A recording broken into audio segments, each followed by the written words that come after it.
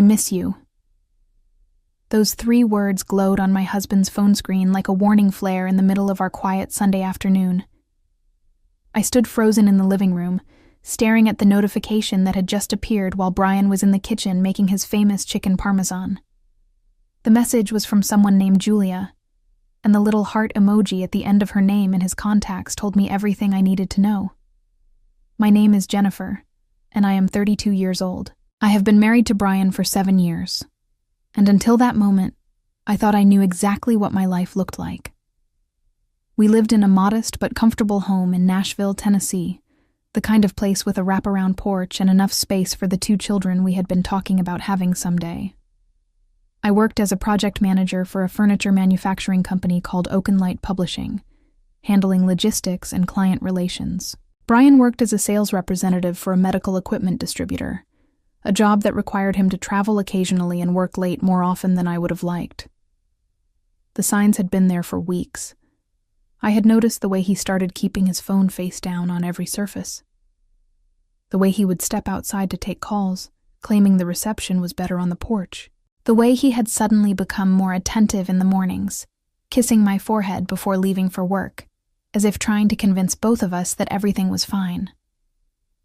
I had noticed the new cologne, the gym membership he actually started using, the careful way he deleted his text messages every night before bed. I had told myself I was being paranoid.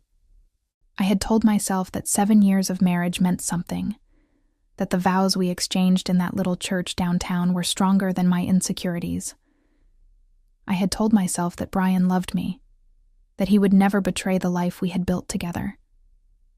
But standing there with his phone in my hand, watching Julia's message light up the screen, I realized I had been lying to myself for longer than I wanted to admit. The phone buzzed again. Another message from Julia appeared below the first one. I can't stop thinking about last night. My stomach dropped. The air in the room felt thick and suffocating, and I had to grip the edge of the coffee table to steady myself. Last night, Brian had told me he was working late on a presentation for an important client meeting. He had come home around 11, smelling faintly of something floral that was not my perfume, and he had kissed me on the cheek before crawling into bed beside me. I had believed him. I had believed every single word. From the kitchen, I could hear him humming along to the radio, completely unaware that his entire world was about to collapse. The scent of garlic and tomatoes drifted through the house, a cruel reminder of the domestic life I had thought we were building. He was making me dinner. He was standing in our kitchen, cooking for his wife, while his mistress sent him love notes on his phone. I took a deep breath and made a decision that would change everything. Instead of confronting him immediately, instead of screaming or crying or throwing his phone against the wall, I did something that surprised even me. I picked up his phone, typed in his passcode that he thought I did not know, and opened the message thread with Julia. The conversation stretched back for months. Months of flirtation, of late-night exchanges, of plans made, and secrets kept.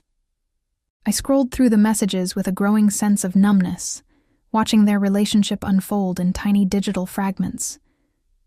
Pet names I had never heard him use, promises about a future that did not include me, complaints about his wife who did not understand him, who was too focused on work, who had let herself go. That last one stung more than the rest. I had gained 15 pounds since our wedding, true, but I had also worked 60-hour weeks to help pay off his student loans. I had sacrificed my own dreams of going back to school so that we could buy this house. I had done everything I thought a good wife was supposed to do, and this was what I got in return. Julia was 25 years old. I could see her profile picture in the corner of the screen, a young woman with dark hair and bright eyes, and the kind of confident smile that came from not knowing how cruel the world could be. She worked in the same office as Brian, handling administrative tasks, and apparently handling my husband as well. According to their messages, they had been sleeping together for 3 months. I heard Brian's footsteps approaching from the kitchen, and I quickly locked the phone and set it back on the coffee table exactly where he had left it. He appeared in the doorway, wiping his hands on a dish towel, looking every bit the devoted husband. "Dinner will be ready in about 20 minutes, he said with a smile. "You want to open a bottle of wine?" I looked at him, really looked at him, and wondered how I had missed the lies hiding behind those familiar brown eyes. "Sure," I said, my voice steady despite the earthquake happening inside my chest. "That sounds perfect." He disappeared back into the kitchen, and I picked up his phone again. This time, I knew exactly what I was going to do. I typed the response slowly, carefully choosing each word with the precision of someone defusing a bomb. My fingers trembled slightly over the screen, but my mind was eerily calm, like the eye of a hurricane. "Come by tonight. My wife's out visiting her sister. I'll leave the door unlocked." I stared at the message for a long moment before hitting send. Part of me could not believe what I was doing, but another part, a deeper and angrier part, knew that this was the only way to get the truth out in the open. I was tired of suspicions and half-answers. I was tired of lying in bed next to a man who was lying to my face every single day. I wanted to see it with my own eyes. I wanted to watch them try to explain themselves when there was nowhere left to hide. The response came almost immediately, a string of excited emojis followed by a simple, "See you at 7." I checked the time. It was 4:30 in the afternoon, which gave me 2.5 hours to prepare for the confrontation that would end my marriage. I set the phone back down and walked into the kitchen, where Brian was stirring a pot of marinara sauce with the concentration of a man who believed he had gotten away with everything. "Actually," I said, leaning against the doorframe, "I just remembered I was supposed to drop some paperwork off at my sister's house tonight. Do you mind if I run over there after dinner?" Brian's face brightened in a way that made my stomach turn. "Of course not. Take your time. I'll probably just catch up on some work emails anyway." Work emails. The audacity of the lie was almost impressive. I nodded and smiled, playing the role of the oblivious wife one last time. Dinner was surreal. We sat across from each other at the dining room table, eating the meal he had prepared, making small talk about nothing important. He told me about a difficult client he was dealing with. I told him about a shipping delay that had caused problems at work. We discussed the weather, the neighbors, the leaky faucet in the bathroom that he kept promising to fix. It was the most mundane conversation of our marriage, and also the most devastating. Every time he smiled at me, I thought about Julia's messages. Every time he reached across the table to refill my wine glass, I thought about the hands that had touched another woman's body. I ate mechanically, tasting nothing, waiting for the moment when I could put my plan into action. At 6:15, I pushed back from the table and carried my plate to the sink. "I should head over to my sister's place before it gets too late," I said, keeping my voice casual. "I might stay for a cup of tea, so don't wait up for me." Brian stood and kissed me on the forehead, the same gesture he had been using for weeks as a smokescreen for his guilt. "Drive safe," he said. "Tell Melissa I said hello." I grabbed my purse and my keys and walked out the front door, but I did not drive to my sister's house. Instead, I pulled my car around the corner, parked in the shadow of a large oak tree, and waited. The sky was beginning to darken, painting the Nashville suburbs in shades of orange and purple. I watched our house through my rearview mirror, my heart pounding in my chest. At 6:45, I saw Brian step out onto the porch and look up and down the street, checking to make sure I was really gone. He went back inside, and I imagined him rushing around the house, hiding any evidence of my presence, making everything perfect for his guest. The thought made bile rise in my throat. At 6:55, I got out of my car and walked back toward my own home. I moved quietly, keeping to the shadows, circling around to the side entrance that led through the garage. I had a key to the interior door, and I let myself in without making a sound. The house was dim, lit only by the soft glow of candles that Brian had arranged in the living room. Candles. He had never lit candles for me. I positioned myself in the hallway, just out of sight of the front door, but close enough to see everything. My hands were shaking, but my resolve was absolute. I had spent 7 years building a life with this man, and I deserved to know exactly what he had been doing behind my back. The doorbell rang at exactly 7 o'clock. I watched through the shadows as Brian smoothed down his shirt and walked to the front door with an eager smile on his face. He opened it wide, and there she stood. Julia was wearing a tight red skirt that barely reached mid-thigh and a black blouse unbuttoned just low enough to suggest everything without revealing anything. Her dark hair was styled in loose waves, and her lips were painted the same shade of crimson as her skirt. She looked like she had spent hours getting ready for this moment, this secret rendezvous in my home.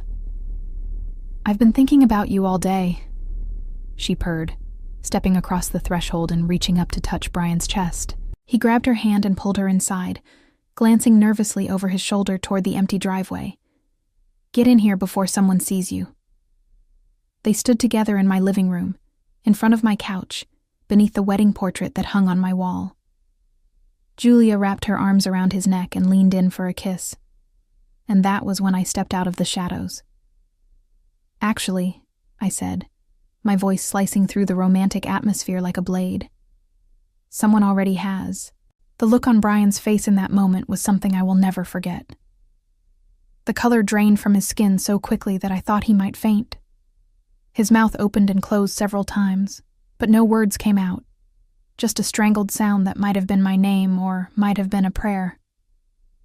Julia, for her part, stumbled backward in her heels, nearly tripping over the coffee table in her rush to put distance between herself and my husband. "Jennifer," Brian finally managed, his voice cracking on every syllable. "What are you doing here? You were supposed to be at your sister's house." I crossed my arms over my chest and leaned against the doorframe, studying them both with the detached curiosity of a scientist examining specimens under a microscope. "Change of plans," I said calmly. "I thought I would come home and surprise my husband. Imagine my surprise when I found out he already had company."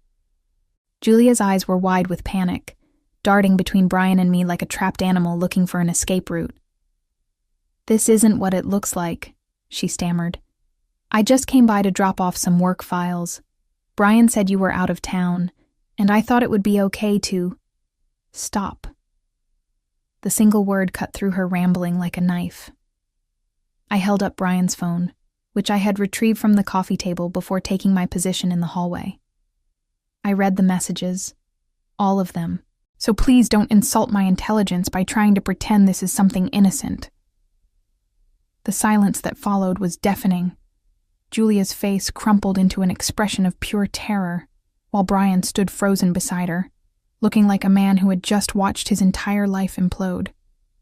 The candles he had lit flickered in the still air, casting dancing shadows across the walls of our living room.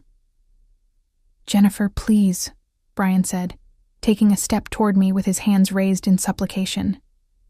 "Let me explain. It's not what you think. Julia and I were just friends. We work together. Sometimes we text each other, but it doesn't mean anything. You're blowing this completely out of proportion." I laughed, and the sound was cold even to my own ears. "Just friends? Friends who miss each other? Friends who can't stop thinking about last night?" I scrolled through the message thread and began reading aloud. "I love the way your hands feel on my skin. I can't wait until we can be together for real. When are you going to tell her the truth?" Each word landed like a physical blow. Brian flinched with every sentence, his face cycling through shame, anger, and finally a desperate kind of denial. Julia had backed herself against the wall, her arms wrapped around her midsection as if trying to hold herself together. "Those messages were taken out of context," Brian tried. "We were just joking around. It was flirting, okay? I admit it was inappropriate, but nothing actually happened. I never touched her. I never—" "3 months," I interrupted. "According to your messages, you've been sleeping together for 3 months. You told her you loved her on October 15th. You promised her you would leave me by Christmas, and you complained that I was too fat, too boring, too focused on my career to give you what you needed." I paused, letting each accusation sink in. Did I miss anything? Or would you like to keep lying to me? Brian's facade finally cracked, His shoulders slumped, and his head dropped forward in defeat. "Okay," he whispered. "Okay. Yes, Julia and I have been seeing each other. But it didn't start because I don't love you. It started because things between us have been hard, and she was there, and I made a mistake. I made a terrible mistake. A mistake that lasted 3 months," I said flatly. I know it's bad. But I can fix this. We can go to counseling. We can work through this. I'll end things with Julia right now, tonight, and I'll spend the rest of my life making it up to you." He took another step toward me, his eyes pleading. "Please, Jennifer, don't throw away 7 years because of one stupid mistake." I looked at him, really looked at him, and tried to find any trace of the man I had married, the man who had promised to love me in sickness and in health, for richer or for poorer, forsaking all others until death parted us. But all I could see was a stranger, someone who had been wearing my husband's face while betraying everything we had built. "It wasn't one mistake," I said quietly. "It was hundreds of choices. Every time you texted her instead of talking to me. Every time you lied about where you were. Every time you touched her and then came home and touched me. Those weren't accidents, Brian. Those were decisions. And now I'm making a decision too." I turned to look at Julia, who was still pressed against the wall like she was hoping it would swallow her whole. Her eyes were red-rimmed, and mascara had begun to streak down her cheeks. She looked young and scared and utterly pathetic. "You can have him," I said. "I hope he makes you as happy as he made me." Julia opened her mouth to respond, but nothing came out. She grabbed her purse from where she had dropped it on the floor and fled toward the front door, her heels clicking rapidly against the hardwood. The door slammed behind her, and the sound echoed through the house like a gunshot. Brian and I stood alone in the candlelit living room, surrounded by the ruins of our marriage. He was crying now, tears streaming down his face, and part of me felt a small, vindictive satisfaction at seeing him suffer. But mostly I just felt tired, bone-deep exhausted from years of loving someone who had never really loved me back. "Jennifer," he sobbed, "please, I love you. I made a mistake, but I love you. We can fix this." I shook my head slowly. "No, Brian, we can't, because I don't want to." The next hour was one of the most surreal experiences of my life. Brian tried everything in his arsenal to change my mind, cycling through apologies, excuses, promises, and finally anger when nothing else worked. He paced back and forth across the living room, his hands gesturing wildly as he attempted to rewrite the narrative of his affair into something I could forgive. "You don't understand," he said, for what felt like the 100th time. Julia pursued me. She was aggressive. She kept showing up at my desk, flirting with me, making me feel wanted. "You were always so busy with work, always coming home exhausted, always putting the company before our marriage. I felt invisible in my own home." I sat on the arm of the couch, watching him with an expression of distant curiosity. "So it's my fault," I said. "That's what you're telling me. I made you cheat because I worked too hard." "That's not what I said. I'm saying there were problems in our marriage that we both ignored. I'm saying Julia was a symptom, not the disease. If we had been communicating better, if you had been paying attention to my needs, this never would have happened." The audacity of his words left me momentarily speechless. Here was a man who had been secretly sleeping with a 25-year-old coworker for 3 months, and somehow he had found a way to make himself the victim. I thought about all the nights I had worked late to pay off his student loans. I thought about the vacations we had canceled so he could attend conferences. I thought about the sacrifices I had made, over and over again, because I believed in our future together. "Let me ask you something," I said, keeping my voice steady. "Did Julia know you were married?" Brian stopped pacing and looked at me with confusion. "What?" "Julia. Your girlfriend. Did she know you had a wife at home when she started sleeping with you?" He shifted uncomfortably. I mean, yes, obviously. Everyone at the office knows I'm married. I wear my wedding ring to work every day. So she knew, I repeated. She knew you were married, and she pursued you anyway. And you, knowing that you had made vows to me, decided to pursue her back. Both of you knew exactly what you were doing, and you did it anyway. Brian's face reddened. It's more complicated than that. You're oversimplifying. No, I said firmly. I'm not. You're trying to make this complicated so you don't have to take responsibility. But it's actually very simple. You made a choice. You chose her over me, over and over again for 3 months. And now I'm making a choice too. He stared at me, his expression shifting from defensive to desperate. What are you saying? I'm saying I want a divorce. The word hung in the air between us, heavy and final. Brian's face went through a rapid series of emotions, confusion giving way to disbelief, then to panic, then to something that looked almost like rage. You can't be serious, he said. You're going to throw away our entire marriage because of one affair? People work through these things, Jennifer. Couples survive infidelity all the time. We can go to therapy. We can rebuild trust. I don't want to rebuild anything with you, I interrupted. I spent 7 years building a life with someone I thought I knew, and it turns out I was wrong. Every memory I have of our marriage is now tainted by the knowledge that you were lying to me. Every tender moment, every promise, every plan we made for the future. It's all poisoned, and I refuse to spend the rest of my life trying to clean up your mess.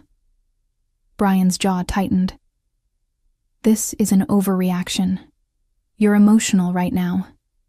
You just found out, and you're not thinking clearly. Let's take some time. Let's sleep on it. In the morning when you've calmed down. I am calm, I said. And it was true. There was a strange serenity in my chest, a quiet certainty that I was doing the right thing. I've never been calmer in my life, and I've already made my decision. I stood up and walked toward the hallway, heading for our bedroom.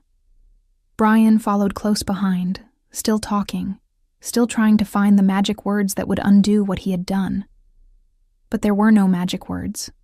There was no combination of syllables in any language that could erase 3 months of betrayal. In the bedroom, I pulled a suitcase from the closet and began filling it with clothes and essentials. Brian watched from the doorway, his face a mask of disbelief. Where are you going? To my sister's house. For real this time. Jennifer, please, don't do this. We can talk. We can figure this out. I'll do anything you want. I'll go to therapy. I'll change jobs. I'll never speak to Julia again. Just please don't leave.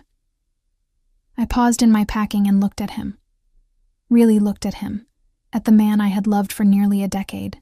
The man I had built my entire life around. He looked small and scared and pathetic. And I realized that I felt nothing but contempt. You had 3 months to think about what you were doing, I said quietly. 3 months to consider how your choices would affect our marriage. 3 months to stop, to confess, to try to make things right. You didn't. You kept lying, kept sneaking around, kept promising her that you would leave me. Well, congratulations. You got your wish. I'm leaving you. I zipped up the suitcase and grabbed my laptop bag from the desk.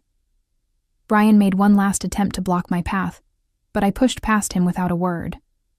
I walked down the hallway, through the living room with its ridiculous candles still burning, and out the front door. The night air was cool against my face, a welcome relief from the suffocating tension inside the house. I loaded my things into the trunk of my car and climbed into the driver's seat. Through the window, I could see Brian standing on the porch, watching me with an expression of utter devastation. I started the engine and pulled out of the driveway without looking back. My sister Melissa answered the door before I even finished knocking. She took one look at my face and immediately stepped aside to let me in, no questions asked. That was the thing about Melissa. She always knew when to push and when to simply offer silent support. "Guest room is ready," she said, taking my suitcase from my hand. "I'll put on some coffee." I followed her into the warmth of her kitchen, collapsing into a chair at the small breakfast table. The familiar surroundings, the yellow walls, the slightly crooked cabinet doors, the collection of coffee mugs from every city she had ever visited, wrapped around me like a comforting blanket. This was where I had come after every major crisis in my adult life, from failed job interviews to our mother's funeral 3 years ago. Melissa's house was my safe harbor, the one place in the world where I could fall apart without judgment. "Do you want to talk about it?" she asked, setting a steaming mug in front of me. I wrapped my hands around the ceramic, letting the heat seep into my cold fingers. "Brian's been having an affair. Her name is Julia. She works at his office. It's been going on for 3 months. Melissa sat down across from me, her face carefully neutral. "How did you find out?" I told her everything. The suspicious behavior over the past few weeks. The text message that had appeared while Brian was cooking dinner. The trap I had set. Julia showing up in that obscene red skirt. I told her about the confrontation, about Brian's pathetic attempts to shift blame, about my decision to leave. By the time I finished, my coffee had gone cold, and Melissa's expression had shifted from neutral to something that looked remarkably like satisfaction. "Good for you," she said simply. I blinked. "Good for me?" "Yes. Good for you for not staying. Good for you for walking out." So many women would have believed his excuses, would have agreed to counseling, would have convinced themselves that the marriage was worth saving. But you didn't. You saw who he really was, and you left. That takes courage. I had not thought of it as courage. I had thought of it as survival, as self-preservation, as the only possible response to a betrayal so profound that forgiveness seemed impossible. But maybe courage and survival were the same thing sometimes. "I wasted 7 years," I said, the words catching in my throat. 7 years of my life with someone who was capable of this. How did I not see it? How did I miss all the signs? Melissa reached across the table and took my hand. "You didn't waste anything. You loved someone who turned out to be different than you thought. That's not your failure. That's his." We sat in silence for a while, the ticking of the kitchen clock the only sound in the room. I thought about everything that would come next. The divorce proceedings, the division of assets, the explanations to friends and family. It was overwhelming, a mountain of pain and paperwork that I would have to climb one step at a time. "Can I stay here for a while?" I asked. "Just until I figure out my next move?" "You can stay as long as you need. The guest room is yours." I nodded, feeling tears prick at the corners of my eyes. "Thank you. I don't know what I would do without you." Melissa smiled, and for the first time since I had seen Julia's message on Brian's phone, I felt something other than numb devastation. I felt hope, small and fragile, like a seedling pushing through frozen ground, but hope nonetheless. That night, I lay in Melissa's guest bed and stared at the ceiling, unable to sleep.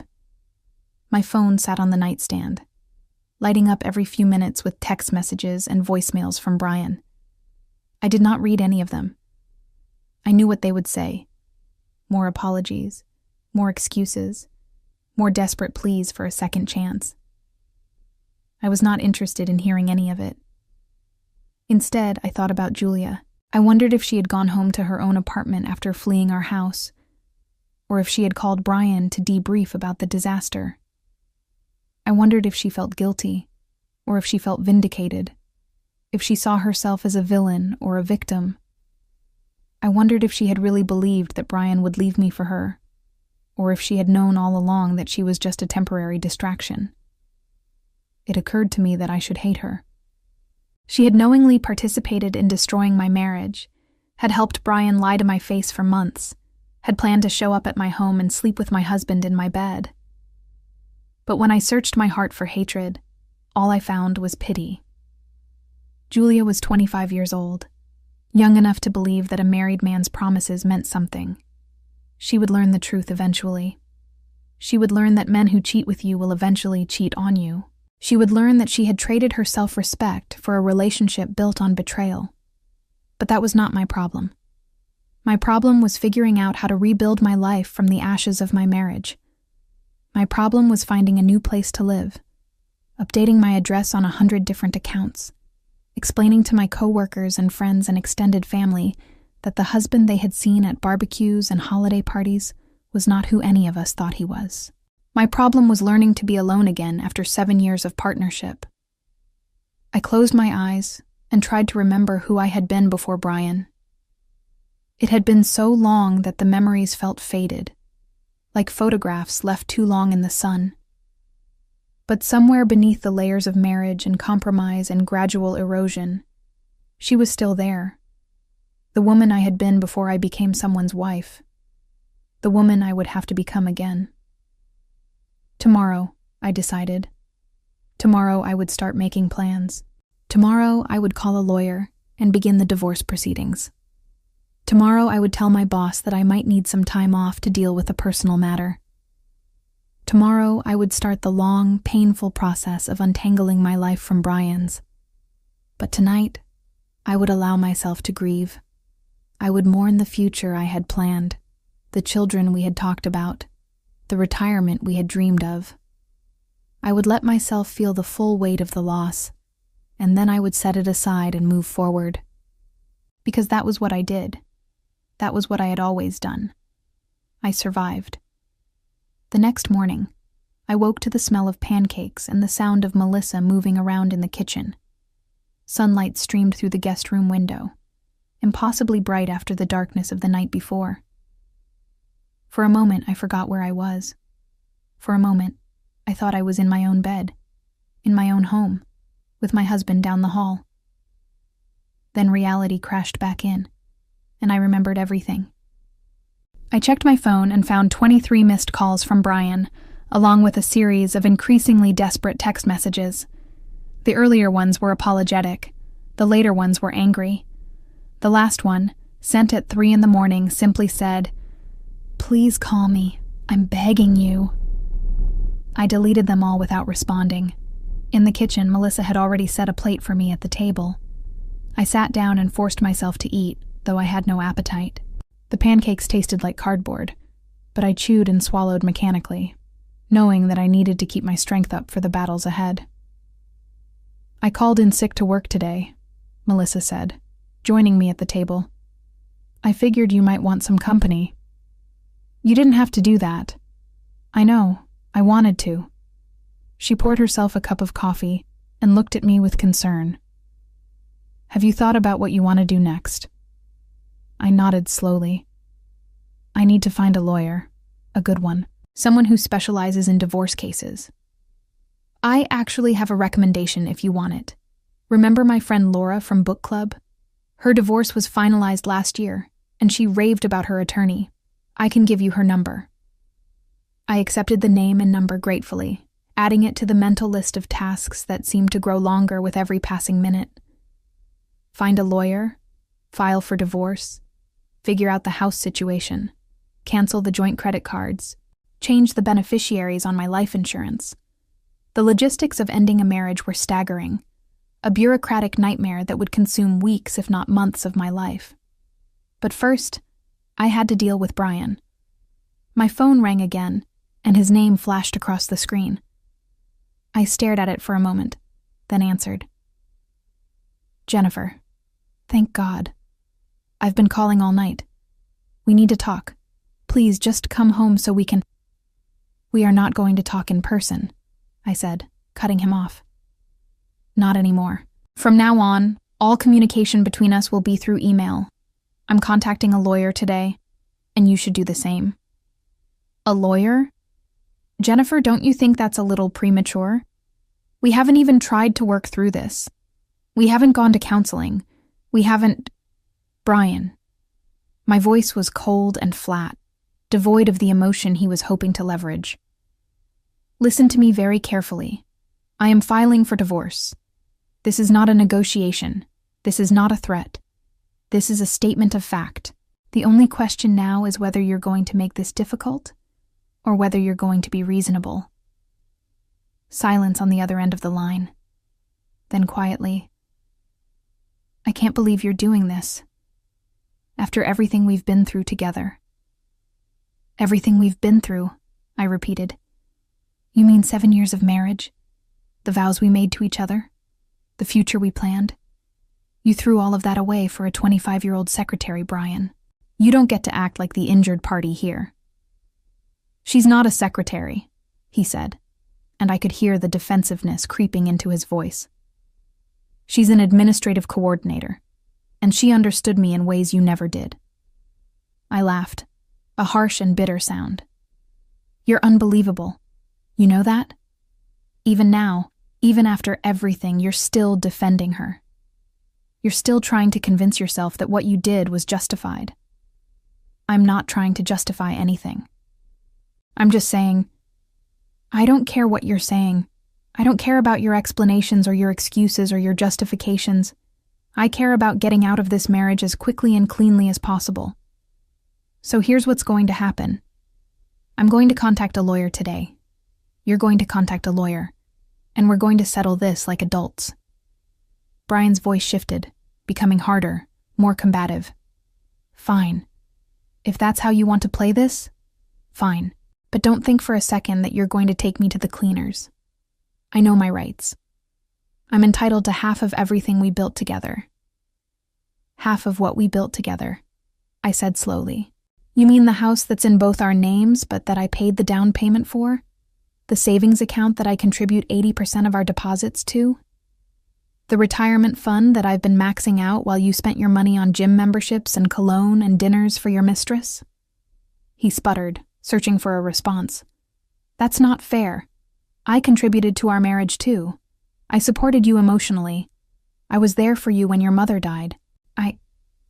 You were sleeping with Julia when my mother died. The silence that followed was absolute. I could hear Brian's breathing on the other end of the line, shallow and rapid. That's right, I continued. I went back through your messages. The affair started in August. My mother died in September. You were texting Julia from the funeral home, telling her how much you wished you could be with her instead of dealing with my grieving family. Brian made a sound that might have been a sob. I didn't mean it. I was stressed. I didn't know how to deal with your pain, So you found comfort in someone else's arms. I understand perfectly, and I am never going to forgive you for it.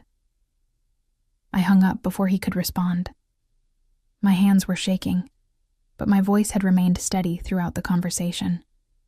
I was proud of that. I was proud of the steel in my spine, the ice in my veins. I was proud of the woman I was becoming in the fire of this betrayal. Melissa had listened to the entire conversation without interrupting. Now she reached across the table and squeezed my hand.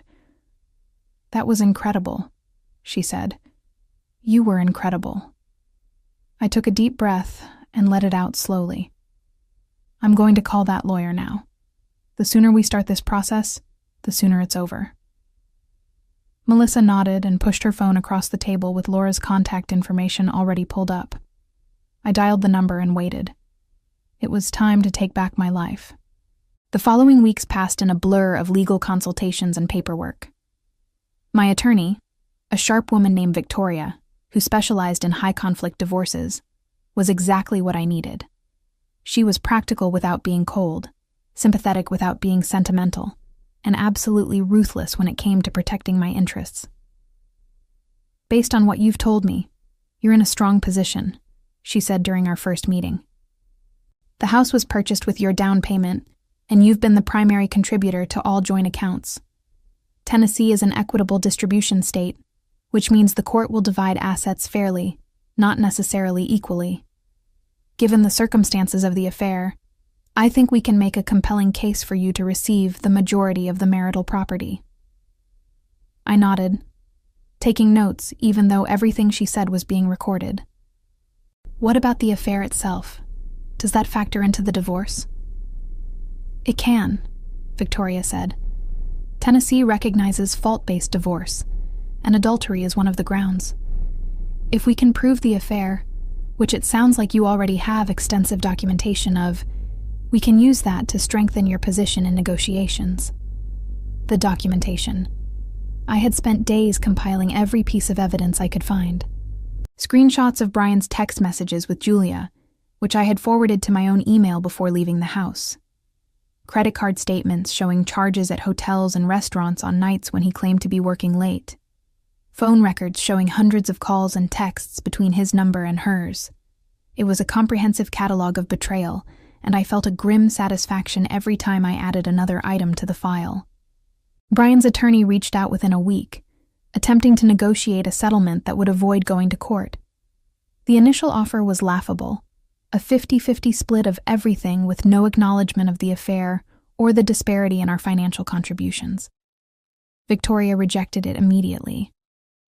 They're testing us, she explained. They want to see if you're desperate enough to accept a bad deal just to get this over with. We need to show them that you're not. Our counteroffer was considerably more aggressive. I wanted the house, the retirement accounts, and 60% of the savings. I wanted Brian to assume full responsibility for his remaining student loan debt. And I wanted a public acknowledgement of the affair in the divorce documents, something that would be part of the permanent record. Brian's attorney called that offer unreasonable. Victoria told them it was actually quite generous, considering the circumstances. The negotiations continued.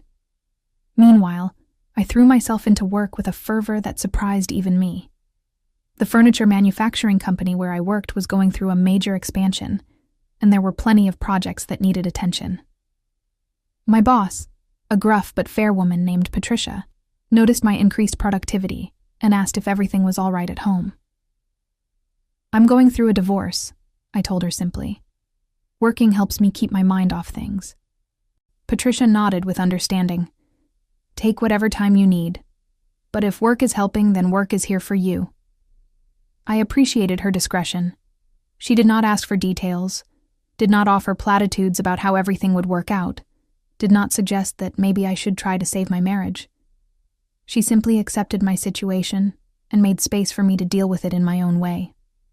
At night, I returned to Melissa's guest room and lay awake, thinking about the future. I was 32 years old, soon to be divorced, with no children and an uncertain living situation. By any conventional measure, my life was a disaster.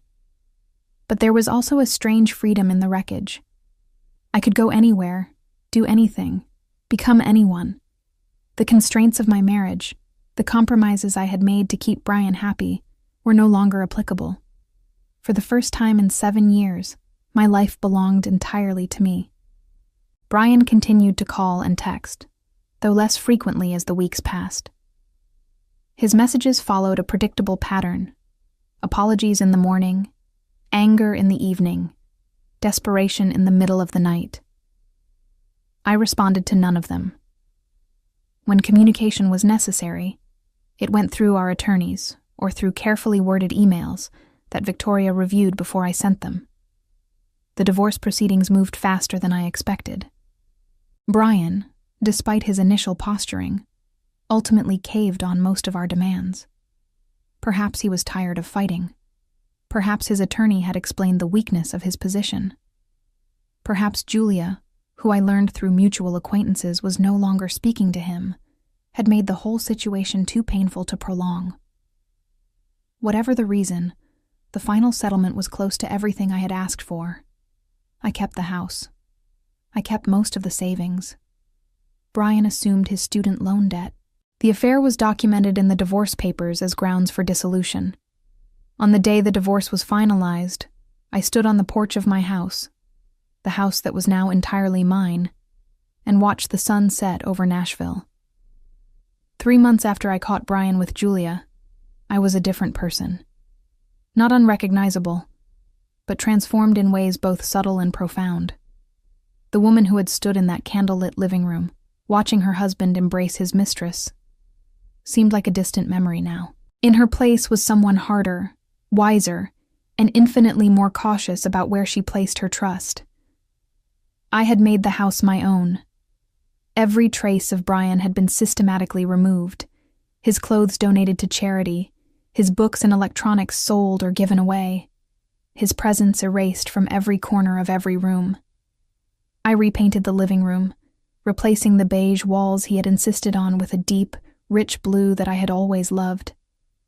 I bought new furniture, new curtains, new bedding.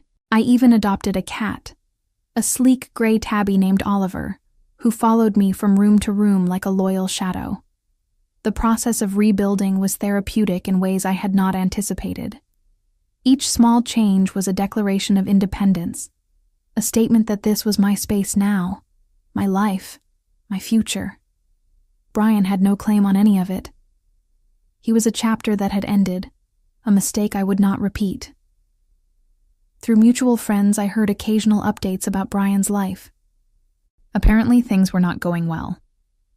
Julia had ended their relationship shortly after the confrontation at our house, disgusted by the chaos and unwilling to be publicly associated with a messy divorce. Without her, Brian had spiraled. He was drinking too much, performing poorly at work, alienating the colleagues who had once considered him a friend. There were rumors that he was on the verge of being fired, that his apartment was a disaster, that he had gained weight and stopped caring about his appearance. Part of me felt satisfaction at these reports. He had thrown away our marriage for a fantasy, and now that fantasy had crumbled to dust in his hands.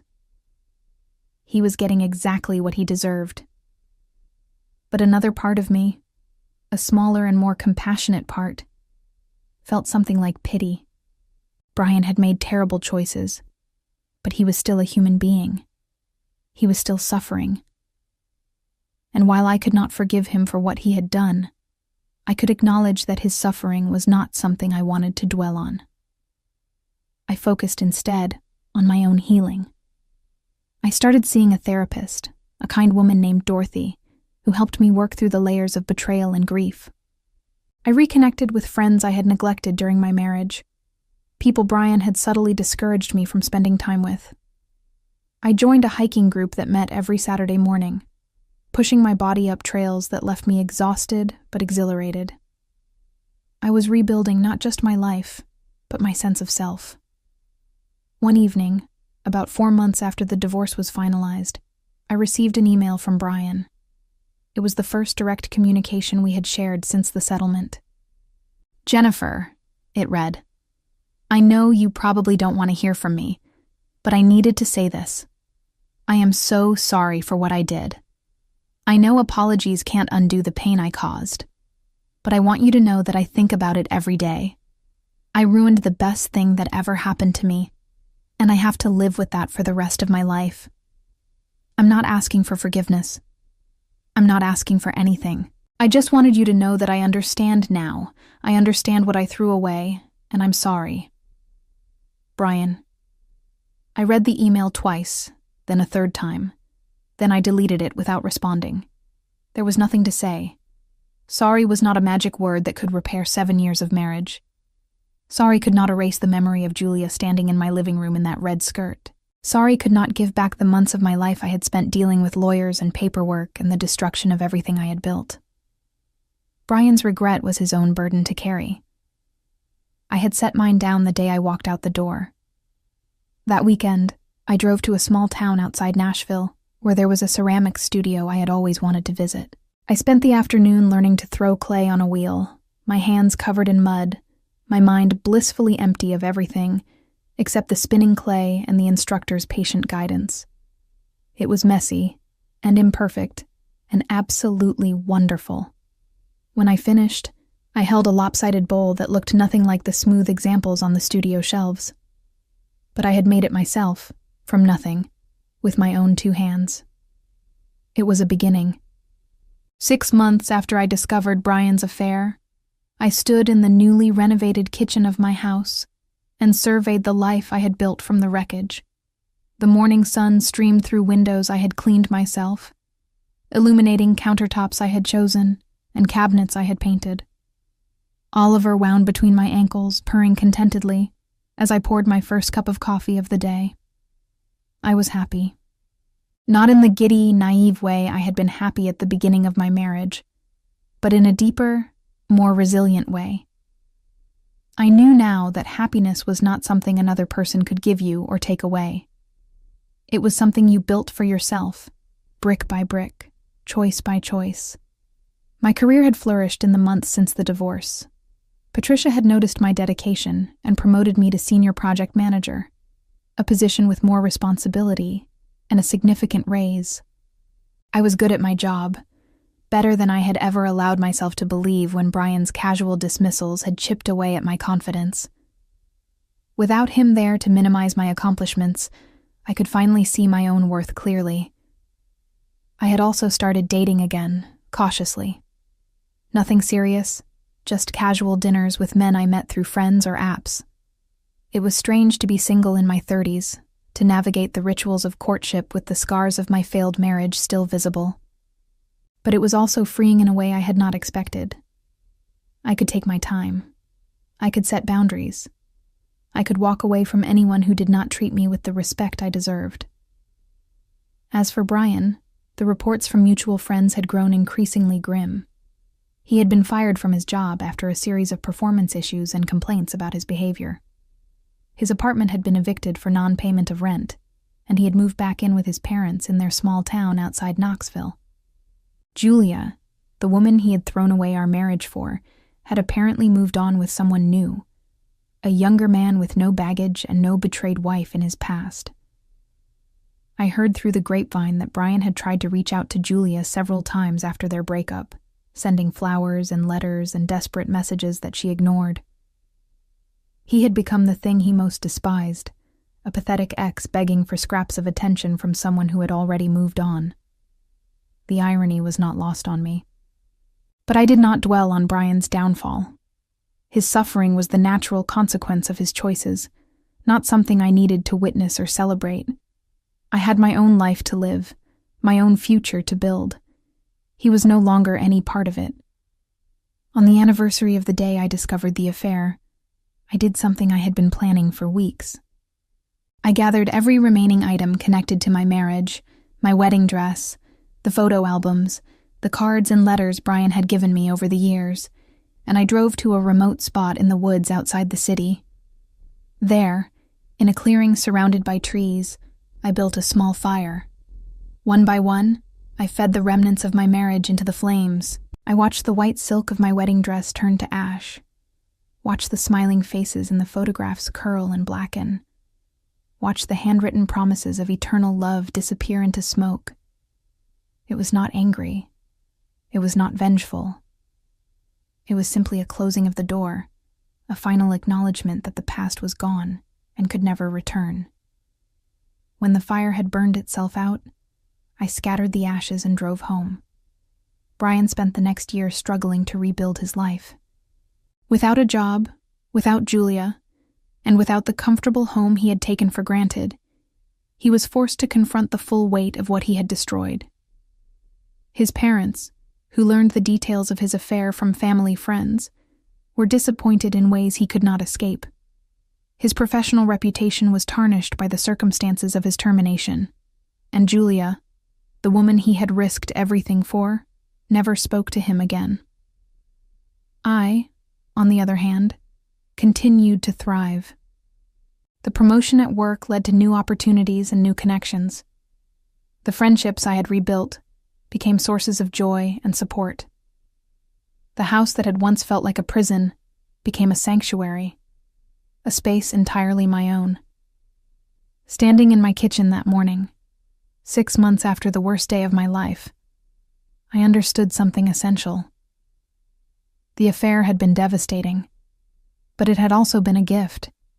It had shown me who Brian really was before I wasted any more years on him.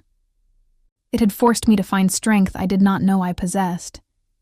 It had given me the chance to build a life that was authentically mine, unmarred by compromise or betrayal.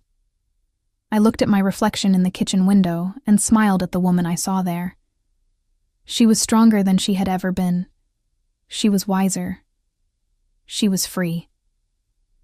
That night, as I sat on my porch watching the stars emerge over Nashville, I thought about the journey that had brought me here, the pain, the anger, the slow and difficult process of healing.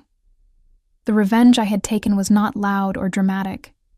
It was simply this: a good life, lived well, built from the ruins of everything he had tried to destroy. And that, I realized, was the sweetest revenge of all.